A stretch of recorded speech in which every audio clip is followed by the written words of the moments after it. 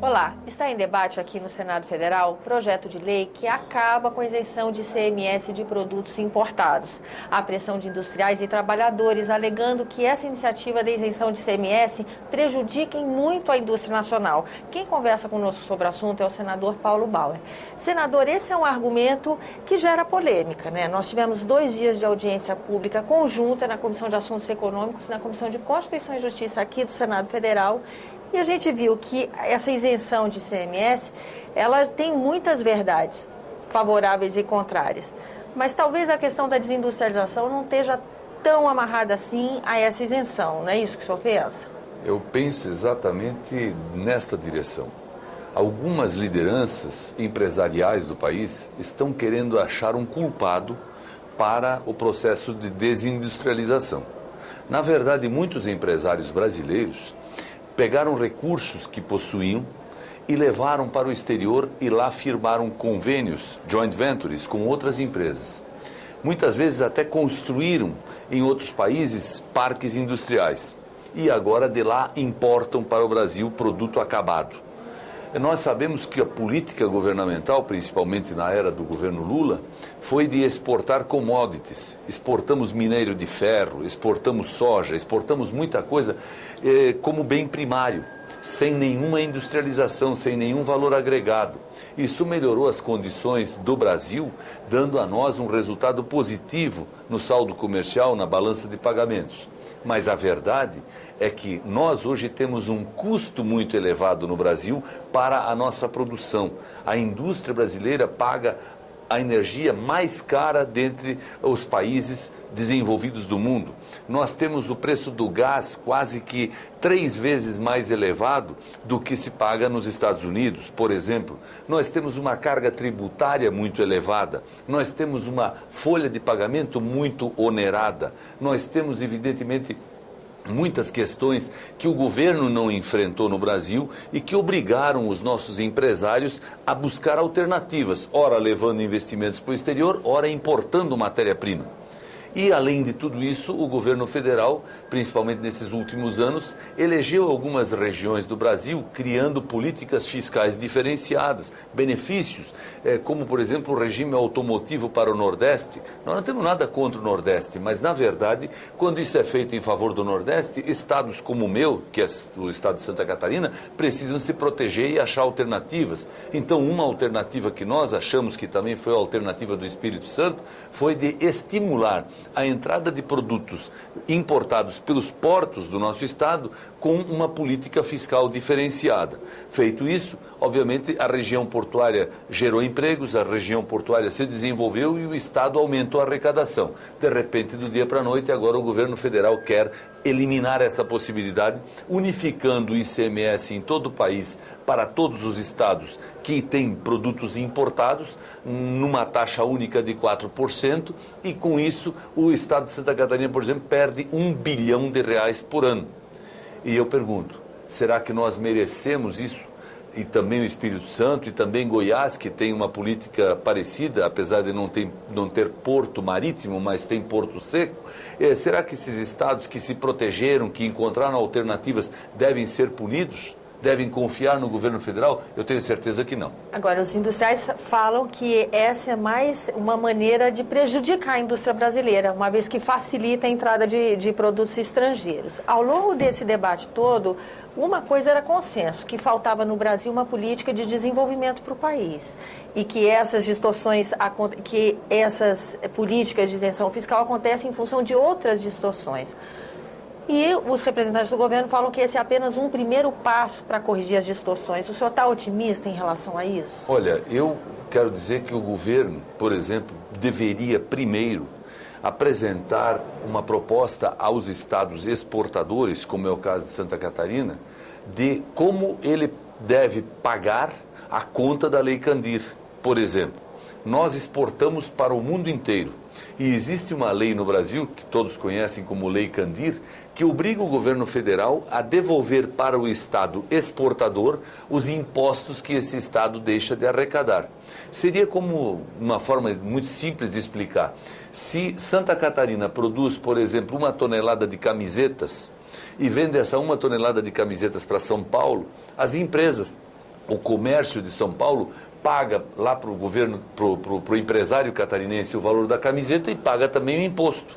Se o mesmo empresário pegar essa 1 tonelada de camisetas e mandar para a Alemanha, o governo da Alemanha paga o valor das camisetas, mas não paga imposto nenhum. Entretanto, entram dólares para o Brasil, entram euros para o Brasil, entram divisas para o país, e o país fica mais rico, o país fica mais forte em relação a isso. Por isso a Lei Candir diz que o governo federal deve retribuir para o Estado exportador pelos impostos que o Estado deixa de ganhar quando vende para fora do país. O governo federal não paga essa conta há muitos anos. O governo de Santa Catarina tem bilhões a ver do governo federal e não recebe esses bilhões. Quer dizer, se o governo não faz a parte dele, como também, por exemplo, não termina a duplicação de uma rodovia de 120 quilômetros que está em obras há mais de 8 anos, como é a duplicação da BR-101 Sul, que liga Santa Catarina ao Rio Grande do Sul, como é que nós vamos confiar que agora, de repente, do dia para a noite, o governo federal vai fazer algo de bom para o nosso Estado? Na verdade, essa proposta que eles dizem ser a primeira, no meu ponto de vista, é a última. É a última porque depois dela não há proposta boa para o Estado. Qualquer proposta será para recuperar o prejuízo. Nós precisamos de uma proposta que avance e não de uma proposta que recupere. E eu tenho certeza absoluta, disse isso ao ministro Mantega, disse isso nas audiências públicas, que não se pode querer culpar os portos de Santa Catarina de serem os responsáveis pela desindustrialização. O que está acontecendo no Brasil é que o nível de renda está aumentando, a população está podendo comprar mais geladeira, está podendo comprar mais roupa, está podendo comprar mais bens de consumo e bens duráveis e, obviamente, como a indústria nacional, que há muito tempo não vê uma política de incentivo, de estímulo, de crescimento desenhada pelo governo, não consegue produzir tudo o que a população precisa, obviamente que o setor do comércio importa. Agora, ainda assim, é preciso mencionar, em Santa Catarina, nos nossos portos, o que mais entra como produto importado não é produto acabado.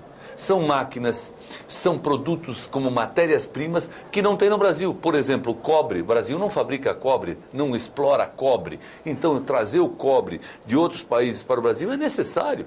E apenas hoje o cobre está vindo pelo Porto de Santa Catarina com algum incentivo fiscal. Agora, vem os milagreiros da economia e dizem que o cobre não deve mais entrar por Santa Catarina. Ou melhor, não deve mais ter o benefício fiscal.